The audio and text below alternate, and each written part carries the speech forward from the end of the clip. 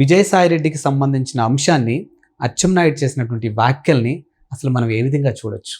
చంద్రబాబు నాయుడు కాళ్ళు పట్టుకొని పార్టీలోకి వస్తానంటున్నట్టు చేసినటువంటి వ్యాఖ్యలు ఎంతవరకు వాస్తవం ఉంది అసలు? ఇప్పుడు ఆయన చెప్పే దాంట్లో కూడా బహుశా నిజం అనిపిస్తుంది. ఎందుకంటే ఎప్పుడు కూడా ఇటు లోకేష్ బాబు మీద కానీ, చంద్రబాబు నాయుడు గారి మీద కానీ, పవన్ కళ్యాణ్ మీద కానీ, ఇతర ఈ టీడీపీ నాయకుల మీద ఆయన ఆ ట్విట్టర్ వేదికగా చాలా అసభ్యంగాను, చాలా అన్పార్లమెంటరీగాను, చాలా వ్యంగ్యంగాను, వికృతంగాను, నీచంగాను కూడా ఆయన ట్వీట్స్ చేసేవాడు. సో అటువంటిది టీడీపీ ఈ కూటమి ప్రభుత్వం అధికారంలోకి వచ్చిన తర్వాత దగ్గర దగ్గర మీకు ఒక 95 days వరకు కూడా ఆయన ఎక్కడ కూడా ఉనికి లేదు, ఊసు లేదు, ఉనికి లేదు. సో ఇప్పుడు ఏదైతే ఇప్పుడు ఆయన ఓపెన్గా ఏదైతే స్టేట్మెంట్ ఇచ్చారో ఈ రోజున అచ్చెన్నాయుడు గారు, దానికి ఈ యొక్క చర్యలు ఇవన్నీ చూస్తుంటే కూడా దానికి ఒక బలం చేకూరుస్తున్నాయి. అంటే ఇంతకాలం అతను సైలెంట్ అవడానికి బహుశా ఇది కారణమేమో అని నమ్మశక్యంగానే ఉంది అది. సో ఎంతోమంది కాళ్ళు పట్టుకున్నాడు, బాబు గారు కాళ్ళు పట్టుకున్నాడు, ఎన్నో విధాలుగా శతవిధాల ప్రయత్నం చేశాడు, నన్ను కాపాడండి, నేను టీడీపీకి వస్తాను, నన్ను చేర్చుకోండి అని చెప్పి, మేము నువ్వు వద్దురా నాయన అని చెప్పి ఆ తలుపులు మూసేసాం. ఆ తలుపులు మూసేసి ఇంక నీకు ఛాన్స్ లేదని చెప్పిన తర్వాత మళ్ళీ ఈ విధంగా ట్వీట్స్ చేయడం మొదలుపెట్టాడు. ఈ విధంగా మళ్ళీ తన యొక్క వైఖరిని బయట పెట్టుకుంటున్నాడు. సో మొన్నటి వరకు కూడా విశ్వ ప్రయత్నం చేసేటప్పటికి మేము వద్దని చెప్పిన తర్వాత మళ్ళీ ఈ విధంగా మా పైన దాడి మొదలుపెట్టాడని చెప్పి ఆయన అచ్చెన్నాయుడు గారు చెప్పడం జరిగింది.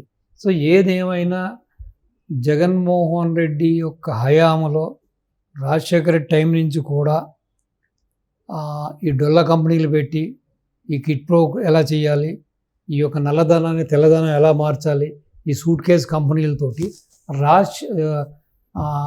జగన్మోహన్ రెడ్డి ఈ రోజున ఇంత పెద్ద వ్యాపార సామ్రాజ్యాన్ని స్థాపించడానికి, ఇన్ని యొక్క ప్యాలెస్లు కట్టుకోవడానికి, ఇన్ని వందల వేల ఎకరాలు కొనుక్కోవడానికి, ఇన్ని ఇండస్ట్రీస్ స్థాపించడానికి దాని వెనకాల మూల కారణం కింగ్ పిన్ను విజయసాయిరెడ్డి, దాంట్లో ఎటువంటి సందేహం లేదు. సో అదేవిధంగా జగన్మోహన్ రెడ్డికి ఎంత లబ్ధి చేకూర్చాడో, జగన్మోహన్ రెడ్డి యొక్క పరపతిని, జగన్మోహన్ రెడ్డి ఇచ్చిన ఆ రాజ్యసభ సభ్యత్వాన్ని, ఆ ఎంపీ పదవితోటి, ప్లస్ జగన్మోహన్ రెడ్డికి ఈ విధంగా హెల్ప్ చేసిన దానికి ఇతను కూడా లబ్ధి పొందాడు, దాంట్లో ఎటువంటి సందేహం లేదు. సో మనం చూసాం వైజాగ్లో ఆ యొక్క కైలాసగిరి ఆ కొండకి గుండు కొట్టేసేసి తన కూతురు కోసం, అలాగే ఏమేం చేశాడు, ఎన్ని ఎకరాలు కబ్జాలు చేశాడు, సో ఇవన్నీ కూడా చూసాం మనం. సో బహుశా ఏంటంటే జగన్మోహన్ రెడ్డి యొక్క వ్యక్తిత్వం తెలిసిన వ్యక్తిగా, జగన్మోహన్ రెడ్డి యొక్క మెంటాలిటీ తెలిసిన వ్యక్తిగా, అంటే ఈ విధంగా నన్ను టీడీపీలో చేర్చుకోండి, నన్ను రక్షించండి, నాకు షెల్టర్ ఇవ్వండి అని ఇంతమందిని ప్రాధాయపడ్డాడంటే నాకు ఏమనిపిస్తుందంటే జగన్మోహన్ రెడ్డి దగ్గర ఒక మెంటాలిటీ ఉంది. ఒక వ్యక్తితో ఇంక తనకు అవసరం లేదు, ఇంక అవసరం ఉండదు, లేదు వీడు మనకు తెలియకుండా ఇంత డబ్బులు కొట్టేశాడా, నొక్కేశాడా, ఇంత సంపాదించాడా అని తెలిసినప్పుడు వాళ్ళ దగ్గర నుంచి ఏ విధంగా ఆస్తులను చేజెక్కించుకుంటాడు, ఏ విధంగా వెనక్కి తీసేసుకుంటాడో చాలా ఉదంతాలు ఉన్నాయి.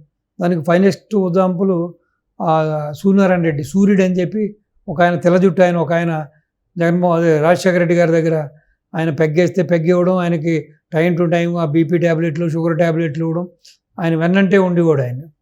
సో ఆ సూర్యుడి యొక్క ఇల్లు, వాకిలు, వాడు సంపాదించుకున్న ఆస్తులన్నీ కూడా జగన్మోహన్ రెడ్డి వాడిని పిలిపించి కొట్టి ఏ విధంగా తీర్చేసుకున్నాడు వాడు బహిరంగ కూడా చెప్పడం జరిగింది. అదేవిధంగా చాలామంది నాయకులకు చేశాడు ఈయన. ఈవెన్ ఇప్పుడున్న ఈ 5 ఏళ్లలో కూడా కొంతమంది మంత్రుల దగ్గర నుంచి, కొంతమంది ఎమ్మెల్యేల దగ్గర నుంచి, ఎంపీల దగ్గర నుంచి కూడా ఈ విధంగానే బెదిరించి నయానా భయాన తీసేసుకున్నాడని చెబుతారు. లేదంటే ఇదిగో నువ్వు ఎంత సంపాదించావు, 500 కోట్లు సంపాదించావు, 50% బట్టరా, 60% బట్టరని కూడా తీసుకున్నాడని చెప్పి బయట చాలామంది వాపోతున్నారు ఇప్పుడు కూడా. బహుశా ఆ భయం చేత తన ఆస్తులను కాపాడుకోవడానికి, లేదు ఎప్పటికైనా సరే విజయసాయిరెడ్డి అనేవాడు పూర్తిగా నమ్మదగినవాడు కాదు, ఎందుకంటే ఈ మధ్యకాలంలో చాలా ఉదంతాలు చక్కెర కొడతా ఉన్నాయి మీకు ఈ మాధ్యమంలో. సో ఇప్పుడు వివిధ పార్టీలకు వెళ్తున్న నాయకుల్ని బీజేపీకి వెళ్తున్న వాళ్ళని, వైసీపీకి వెళ్తున్న వాళ్ళని, టీడీపీకి వెళ్తున్న ఎమ్మెల్సీలని కానీ, ఎంపీలని కానీ, రాజ్యసభ సభ్యుల్ని కానీ, ఎమ్మెల్యేలని కానీ విజయసాయి రెడ్డే పంపిస్తున్నాడు అనేది కూడా ఒక వినికిడి వినిపిస్తుంది మనకి. సో బహుశా ఇది జగన్మోహన్ రెడ్డికి తెలిసి మన మీద ఏదైనా చేస్తాడేమో, ప్రాణహాని ఉందో, లేకపోతే ఈ విధంగా చేశాం కాబట్టి తనకి ఇన్ఫర్మేషన్ ఉంది కాబట్టి మనం కూడా షెల్టర్ తీసుకుందాం అని.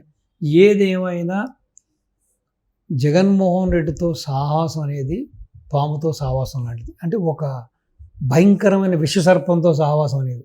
ఇప్పుడు మరి ఎంత మీరు దానికి గుడ్లు పెట్టి పాలు పోసి పెంచినా కూడా మనం నిద్రపోతున్నప్పుడు, ఆదమరిచి ఉన్నప్పుడు డెఫినెట్గా అది విషసర్పం దాని యొక్క స్వభావాన్ని అది బయట పెట్టుకుంటుంది.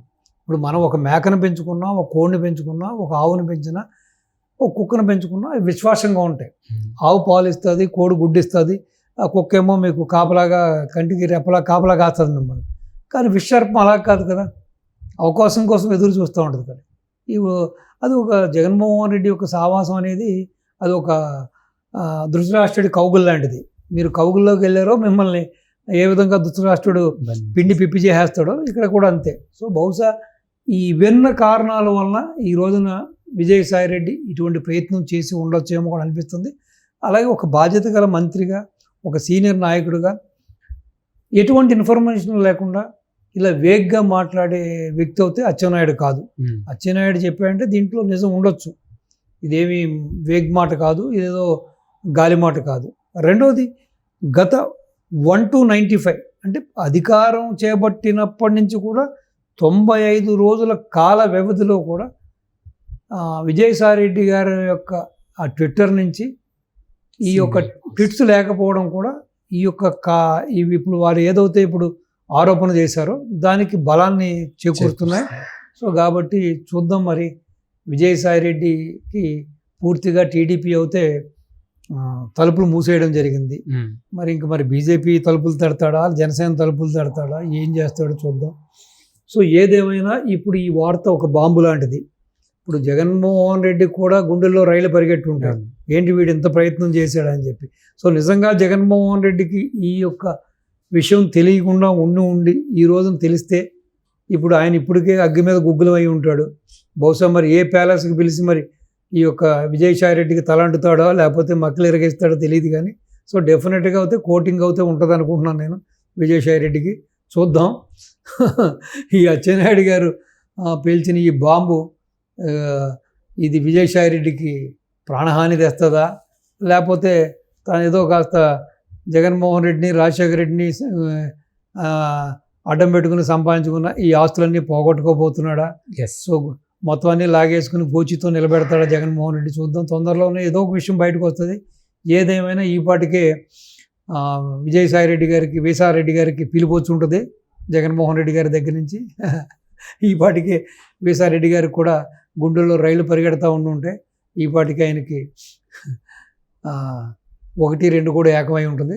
చూద్దాం. ఏదేమైనా ఈ వైసీపీ నాయకులు అయితే ఆల్రెడీ వాళ్ళ దారులు చూసుకుంటున్నారని అందరూ కూడా. సో విజయసాయి రెడ్డి లాంటి వాడు కూడా మరి ఈ విధంగా ప్రయత్నాలు మొదలుపెట్టాయంటే ఇంకా మిగతా నాయకుల పరిస్థితి మనం అర్థం చేసుకోవచ్చు.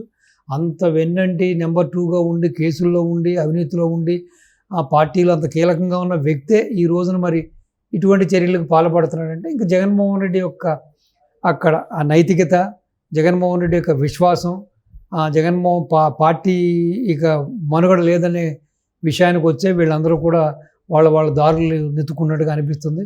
So anyway, all the best Vijayasai Reddy. Thank you sir. నమస్తే అండి.